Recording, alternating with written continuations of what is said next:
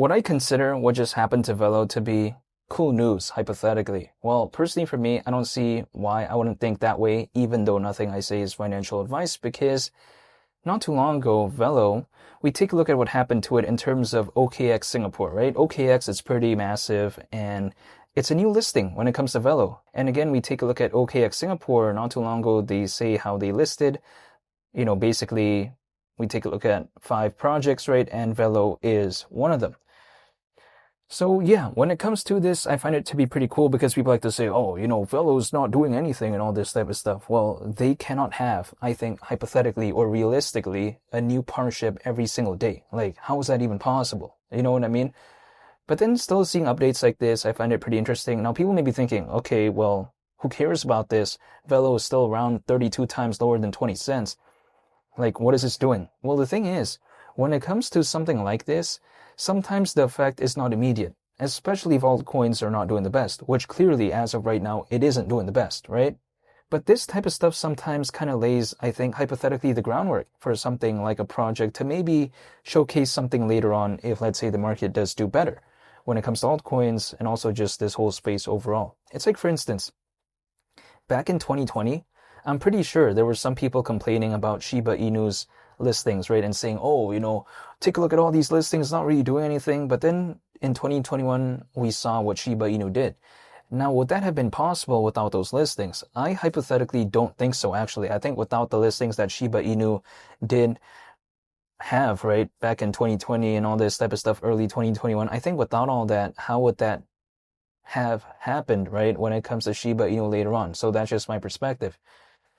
In the grand scheme of things, my kind of take on this is that when it comes to Velo, I mean, it's not the most popular project out there. I don't think it's the most famous either, but seeing stuff like this, I still think it's pretty cool. It's kind of like the thought that counts. That's just my perspective when it comes to it. Now, just by design, right, because Velo is kind of heavily focused on remittances and all this type of stuff, just kind of by that design, I don't think it could hypothetically become the most popular project out there, but why would it need to anyways? Like, I don't even care if it doesn't become the most popular because not every single project is going to be like top 10, top 20 and all this. Sometimes a project out there, because of the niche that it's focused on, it won't hypothetically become like top 20 or top 30, but it doesn't necessarily need to, I think, in a lot of cases anyways. You know what I mean? Not every single project out there is going to be as big as Solana, for instance, right? So it doesn't really like matter. I don't think that is like the benchmark that a lot of projects need to use. But even besides that point, with 20 cents, again, currently the situation that I'm seeing when it comes to Velo, it is around 32 times lower than that. But is Ethereum around 32 times lower than 10 grand? Absolutely not. Is Bitcoin even over 4 times lower than 300 grand? No. So yeah, that's just kind of my take when it comes to this. But even besides that point, when it comes to Velo, people like to say, well, being focused on remittances, like, who really cares about that? Well, actually, if we take a look at Grandview Research, allegedly, the global digital remittance market is expected to hypothetically reach over 60 billion by 2030. Now, we're still not in 2030, of course. I mean, we're approaching 2026. There is no way for me to know that unless I'm in 2030 and I actually take a look at the updated statistics or figures at that moment in time. But I'm just saying, even though when it comes to that specific niche, it may not necessarily become the one that is projected to be the biggest or anything like that, right? But then at the same time, if I take a look at just kind of the presence that Velo has within that specific niche, I do find it pretty cool. Because if I think of a project that's focused on remittances, what am I thinking about within this space, right? Personally, I'm thinking about Velo, but I'm sure, like, when it comes to some other sectors out there, it could easily be named like 10, 20, 30 dynamic kind of projects within those specific niches. But within this specific one, I just don't see that many. That's just my kind of perception when it comes to this. Now, people may be thinking, okay, well, why did Velo take that route, right? Why is it taking a route that hasn't kind of historically been as proven as some other market sectors out there? Well, the thing is, if let's say Velo is literally just being focused on a lot of other sectors out there, in which, in my opinion, a lot of them are very highly saturated, how can Velo differentiate itself from the rest of the competition, you know? I feel like the kind of landscape has changed when compared to, let's say, back in 2021 and also like in 2016 and all this.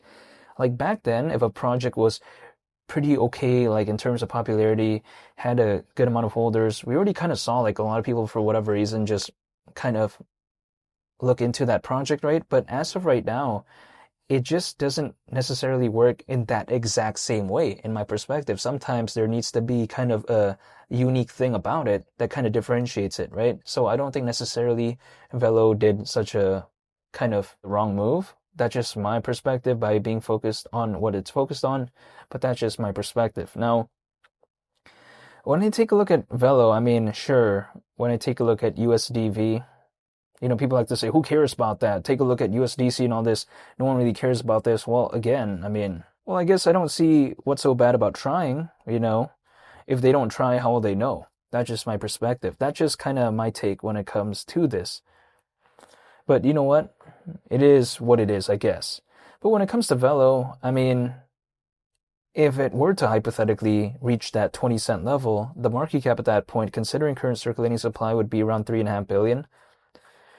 Like for the remit space, it actually seems like quite a lot because we haven't really seen that many projects within a specific niche that Velo is focused on become that like popular. But in the grand scheme of things, it just maybe doesn't seem like so outlandish if maybe there was even an altcoin season. But yeah, who knows? Now also, when I take a look at Velo, kind of a recent thing that I've seen the narrative when it comes to it is the aspect of AI meets PayFi. So when it comes to that, I find it pretty cool because we're kind of seeing Velo sort of embrace that sort of, I would say, AI aspect. Yeah, that's how I'd like to call it. Yeah, but that's just the way to take a look at it. I find it pretty cool because we've seen kind of time and time again during this cycle when there was like pretty okay sentiment when it comes to altcoins. More specifically, we take a look back in 2024, for instance, right? We saw a lot of these AI projects kind of do their thing, and also back in 2023 as well.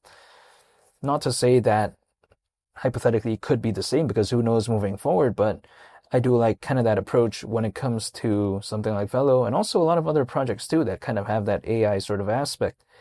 But the thing is, I mean, the only thing I can do actually realistically as of right now is literally just wait and that's it. I mean, beyond that, I can't do anything else. I mean, what can I do?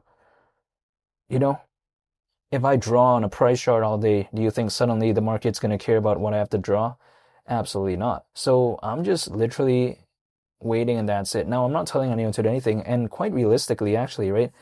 I don't have to wait, I could easily not care about this and then just, exit. I could do that, but I haven't done that because I don't think I've seen altcoin season. Like, how can I fully evaluate a movie if I haven't finished watching it? It's like, for instance, if I'm watching Jumanji, the only way I can give it a review is if I actually watch Jumanji. That's just, again, the way I take a look at it. So when it comes to the cycle, this quote-unquote movie, I would like to call it, I just don't think I've seen an altcoin season. So yeah, that's just my point of view. I mean, I'm just still waiting. I mean, who knows, but I'm just saying, I'm just still waiting when it comes to the cycle because I cannot determine whether or not an altcoin season happens or not. But the only thing I can do is just control myself. So yeah, I'm just staying patient, waiting, even though I don't necessarily have to, but I'm just waiting anyways. But yeah, that's pretty much about it. I wanted to make this video to just kind of showcase about what happened to Velo recently because it doesn't seem to be like that much going on with Velo as of late, right? So at least seeing something like this, I'm pretty, I would say, cool. I mean, what am I saying?